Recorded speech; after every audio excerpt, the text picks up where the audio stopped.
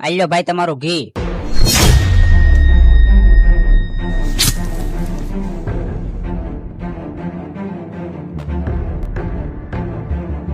ભાઈ થોડુંક મરચું પણ આપી દેજો ને, એલા જલ્દી કરને હવે.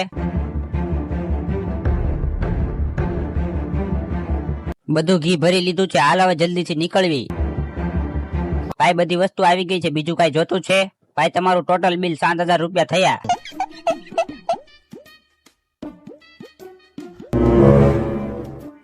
આ ઘીનું કેન એટલું બધું હલકું કેમ લાગે છે? અરે આ તો ખાલી કેન છે. ભાઈ તમે ડુપ્લિકેટ માલ વાપરો છો, લાવો મારા બધા પૈસા, મારે તમારી દુકાનેથી કાંઈ નથી લેવું.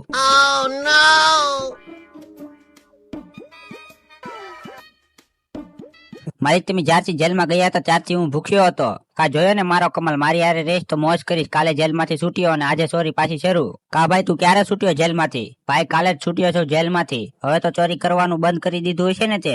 હા ભાઈ હું હવે ચોરી નથી કરતો, પણ હવે મને જેલમાં જવાની પણ બહુ બીક લાગે છે. હવે મેં ચોરી કરવાનું મૂકી દીધું છે.